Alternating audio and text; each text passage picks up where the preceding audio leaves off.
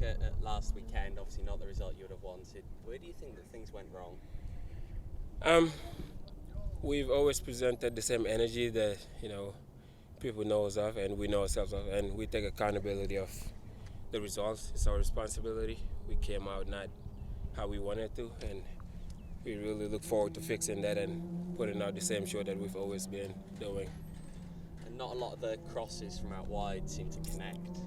What do you think was behind that?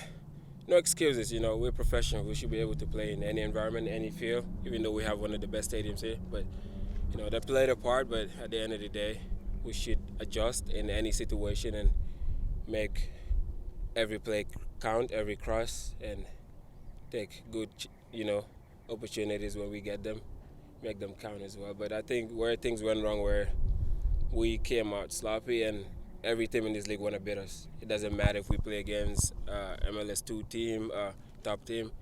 We're standouts, and everybody wants to come here and show us that we're not the best, but we know we are, and we have to play to that standards. It doesn't matter who we play.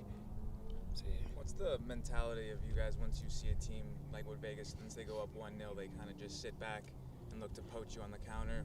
What's the mentality going forward for you guys at that point? I mean, let it be Vegas, let it be any other team in this league. We just tend to come out and present ourselves the way we want to be known, which is be aggressive, play forward, get as much goals as we can, and stop the teams from scoring.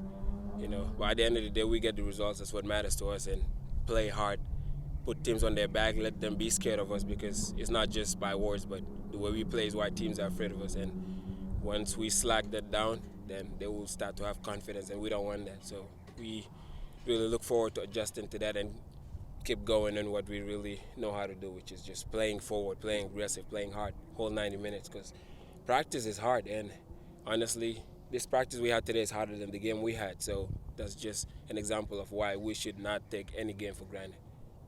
Rick said that he you caught his eye in the playoff game last year. Well, what went into your decision to sign with Phoenix? I imagine you had lots of clubs you could have chosen. I mean, Phoenix is a club where if you want to play in this league, it's the highest level you could play, One of the teams that is up there. And to me, if Phoenix really wanted me to come here, there's no other team that can really catch my eyes and tell me to come play for them. Because I've played against them twice, and the first game was the style of play, the unity they have when they're on the field, with the play, without the play, how they handle themselves. And the style actually is what really attracted me here. So when I got the call that they wanted me here, I took it as a challenge. If I can survive here, then my career is bright. But if I don't survive here, then I might as well pack my stuff and find a different route. So that's why I came here. How do you expect to be tested by San Diego this weekend? I mean, we know they're going to be ready, but I don't think the rage we carry, not any anger, but what we carry inside of our heart because of the loss we took, we didn't deserve it. But it was humbling for us, because we'd rather go through it right now than have to face it sometime later. So we're really, really prepared for San Diego, and we see nothing but a win. It doesn't matter how it comes. It doesn't matter if it's ugly. We're just going to get results the best way possible. You mentioned about the aggressive style of play, and obviously Rick expecting you guys at the back to contribute on the attack. 100%.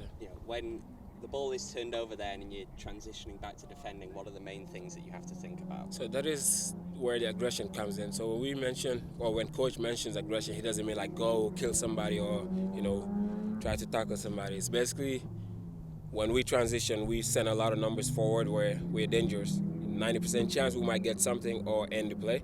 And if we don't, we have numbers enough forward to make sure we win the ball right there and continue attacking.